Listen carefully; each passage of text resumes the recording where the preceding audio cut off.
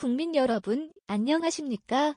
여기는 대한민국 대표 정치 전문 플랫폼 한국정치TV입니다.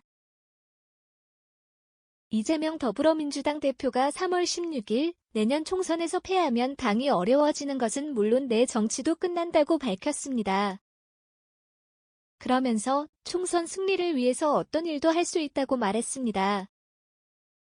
이재명 대표는 2월 27일 자신의 체포동의안 표결 이후 열린 첫 의원총회에서 당내에서 제기된 사퇴론과 쇄신론에 대해 즉답을 피한 채 단결을 호소하며 이렇게 말했습니다.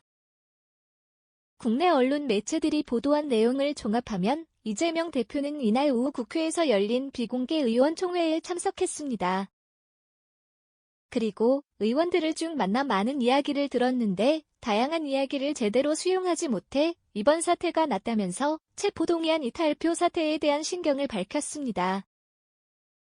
또 이재명 대표는 개딸들의 비명계 의원들을 향한 트럭 시위 등 공격에 대해서도 의견을 밝혔습니다. 이재명 대표는 일부 지지자들의 지나친 행위로 갈등이 격화되는 상황에 대한 모든 책임은 당대표에게 있다고 사과도 했다고 합니다.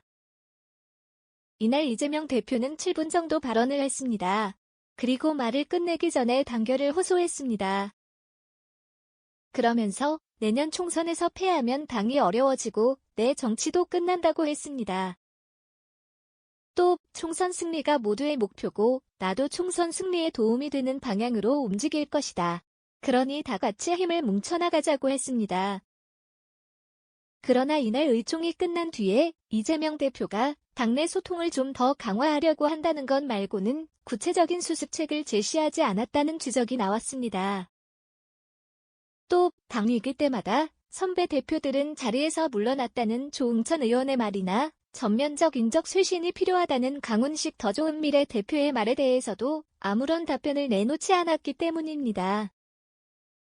이에 대해 적지 않은 의원들은 당 분위기를 수습하려면 시간이 좀 더 필요하다는 의견을 내놓았습니다. 한 수도권 의원은 이제 이재명 대표가 입을 열기 시작했을 뿐이라고 말했습니다. 그러면서 솔직한 이야기가 의원들 사이에 오고 가야 갈등이 봉합될 수 있을 것이라고 했습니다. 비명계인 서른 의원도 아직 구체적인 이야기를 할 수 있겠느냐고 했습니다. 조응천 의원은 자기 이야기를 한 것이라는 의견을 내놓았습니다. 지금까지 대한민국 대표 정치 플랫폼 한국정치TV였습니다.